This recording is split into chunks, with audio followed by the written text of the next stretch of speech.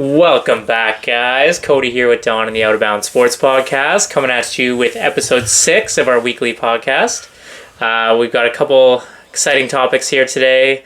Don's going to be talking about some wrestling. I'll be getting into mostly some NBA stuff and some sad news as well with a big passing in the NBA world this morning. But stay tuned. We'll get back into it.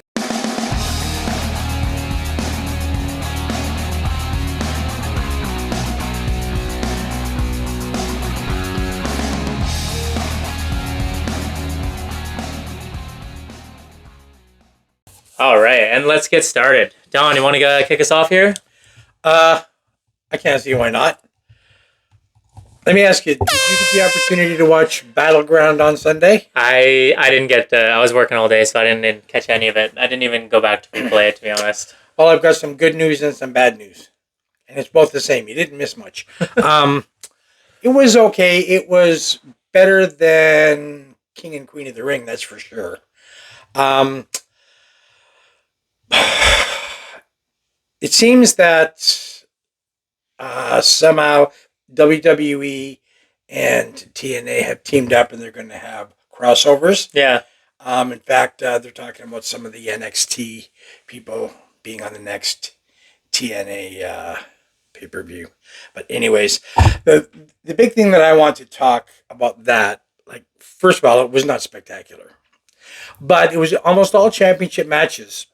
And I hear all the time people talking shit about AEW, how they get the small crowds and they can't sell out the big places. Do you know where they held this Battleground? Yes, yeah, I do know. PLE? Yeah.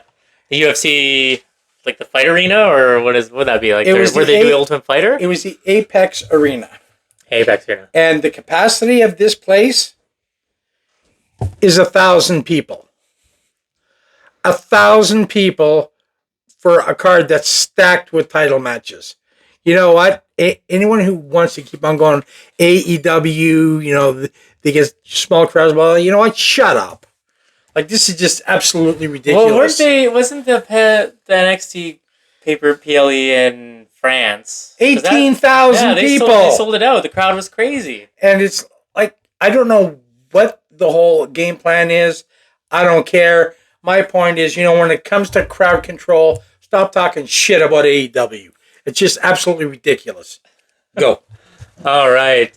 Basketball news here. For those of you who don't know, there's 2 coaching vacancies left right now. We've got the Cleveland Cavaliers and the Los Angeles Lakers. Now, from the outset, the Lakers' job seems like an attractive job, right? You're playing in California. You're playing for one of the most storied franchises. I wouldn't want it. I mean, you've got LeBron James. You got Anthony Davis. But they had the UConn coach. I don't know if you've heard Dan Hurley, who's been the coach for the men's team for the last few years. He's won the last 2 men's NCAA March Madness tournaments. And dominating fashion. Like, if you saw these guys, they were comparing this team to, like, they could play and maybe beat some of the lower end teams in the NBA. That's how good these guys are. The way they move the ball, all that stuff. So he's been touted as, like, a very, very good coach. And so he actually got offered 6 years, $70 million to coach the LA Lakers. Well, okay, if I was offered that, I would do it. And to not too many surprise, but just to some surprise, he turned it down. Now, this deal would have made him the 6th highest paid coach in the NBA, which is crazy for a first-time NBA coach. I mean, he does have his college pass, but still, that seems pretty crazy. But I guess, when you think about an aging LeBron, you think of a banged-up Anthony Davis, you think about all of the assets that they've given away to build this team that they have. Going forward, you don't really have much say in what's going to be built. So it's not an attractive job in that sense. He loves what he's done in UConn, so he's going to stay there and try to chase a 3rd straight NCAA tournament championship win, which has only happened one other time. I think UCLA was 7 straight, I think, in the 70s. So, yeah, surprising news. Turns down 6 years, $70 million. It's not what it's meant to be. All right. Next, let's talk about some possible AEW WWE moves. First of all, apparently Chad Gable has now signed, or is very close to re-signing with WWE. Who cares? Like, if I have to hear any more of this Gable Otis stuff, someone's getting hurt. I just want it to develop further. Like, I'm ready. I love the It's storyline, but it's just getting boring. Every week. It's just getting boring now. Stop it. Enough. Okay, and I don't know if anybody watched Raw Monday night, but the treatment of Ricochet on the way out was disgusting. It was terrible. The guy's there for 6 years, and they treat him like that because he doesn't want to resign, because he knows he's never going to get any type of he's not, like, there's no future for him there. He was made the speed champion, so he's fighting on Twitter. Like, who gives a shit about that? So I think he will be going to AEW, and some people say if he goes there, he's going to be lost in the shuffle. No. If he goes there, he's going to excel. Wouldn't it be cool to see him and Ospreay team up? That would be a crazy tag team match. And the other thing that I've heard is that my pal Pentazero is not happy in AEW, and he may be switching over. I hope not. But I want to talk about Andrade quickly. This guy was in TNA. He was not happy, so he left. AEW, not happy, left. He's now in WWE, and he wants to leave.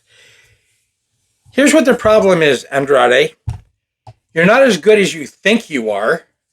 That's why you're not being handed all this extra TV time.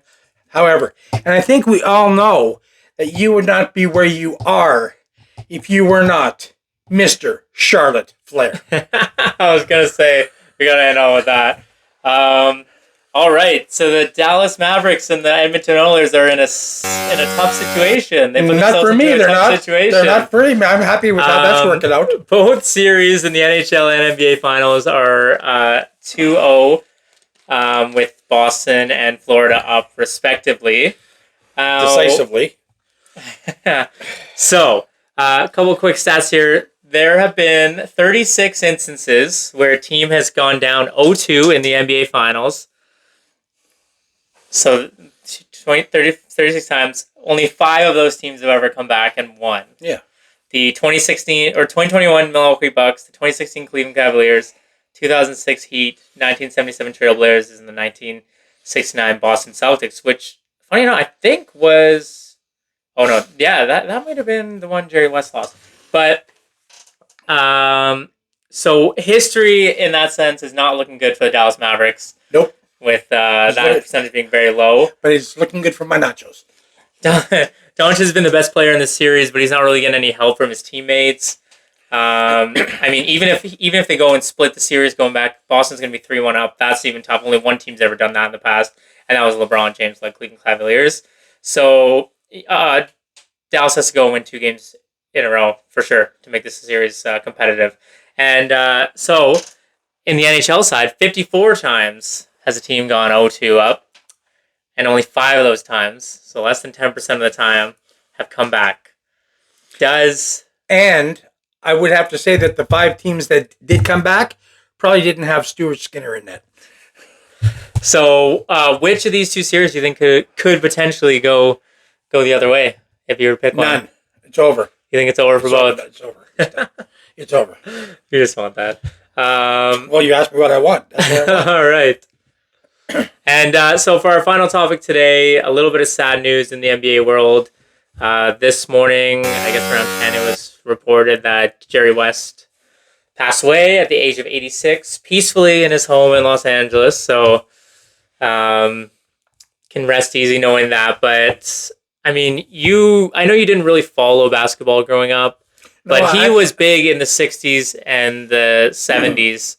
Early 70s as a player. Do you remember or recall anything about his career? Okay, I haven't followed basketball lately, but when I was a kid, I did.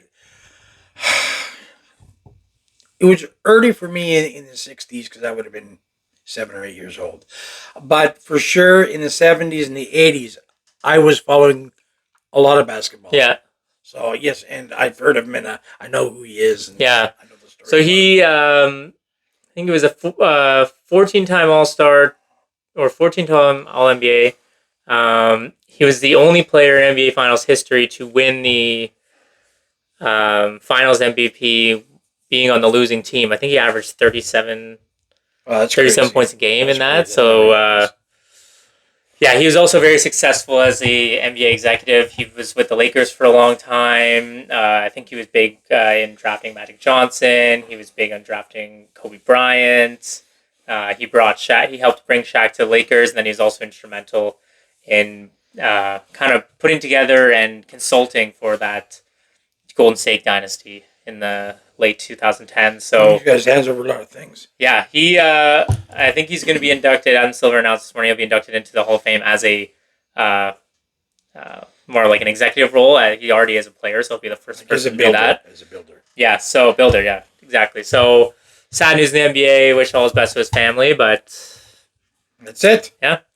All right, so that's another podcast in the books for us. We've got the NBA finals resuming tonight. They're going back to Dallas. Dallas. I mean, it's no brainer, but it's a must-win game for Dallas. They have to show up. I'm hoping with the home crowd, they'll be able to get some momentum going. The big news in that series, which I didn't mention earlier, Kristaps Porzingis has a. I say Porzingis. It's Porzingis. Has a weird injury with his leg. It's kind of like a very rare injury, I think. So he's listed as day-to-day right now. He had a huge impact in that first game, both offensively and defensively. So that could be... Who does he play for? Boston.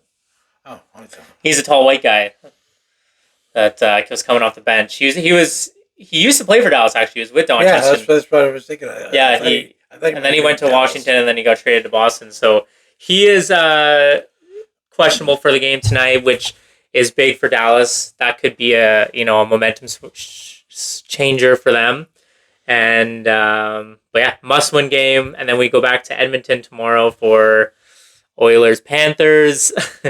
I watched that game on Monday, and how impressed were you? How impressed were you with Stuart Skinner? He had a better game than the first game, but I mean, the credit has to go to Bobrovsky. He is frustrating these guys with every save that he makes. They're getting more and more frustrated. They're like, why the hell can't we figure this out? They're putting a lot of pressure now. They didn't put as much pressure as the second game as they did in the first game. But hardly any. That's what got scored on the first shot. It was half an hour until he got the first shot on net. And they scored on the first shot, yeah. Half an hour into the game. Yeah. 20. It was in the first period. But half an hour into real time. Okay. In actual time, it was over 28 minutes. He was standing there with his thumb up his ass, waiting for a shot. So, yeah, I with all the offensive power that they have, and then with Florida's counterattack, I mean, and their intensity, it does not look good for the Edmonton Oilers. I just need Edmonton to win one game because I picked the Panthers in 5. And that will give me the 2 points, and then I win. That's all. But I see Dallas winning tonight. Kyrie Irving's going to have a big game. Doncic's going to have a big game. They just need a little bit better shooting. Like, the Mavs, role players, I think everyone besides Doncic, 5 from 32 from the three-point line in this series. You're not going to win shooting, what is that? 12, 15%? From 3, 20%? Just like in hockey. You're not going to win the Stanley Cup if you got Stuart Skinner in net. I've been saying that the whole dream thing is Edmonton wins. Skinner has the series of his life from now on, and we can shut Don the hell up for the rest of the video, for the rest of the series. That's your dream, is it? Okay, that's as far as you're planning on going with all your aspirations in life. That is. Okay? That's where I'm going now. Well, I'm sorry to disappoint you, but it's not going to happen. Stay tuned. We've got, we'll be doing a quick little video wrapping up predicting our Clash of the Castle picks this year. We'll do a little quick interview series there. We've got a controversial yet informative topic that will be coming out later this week as well. We won't let you know yet. You'll have to stay tuned. And we'll also be starting a new series this week. Well, Arian, did you think we should do are you cool on board with the CFL one?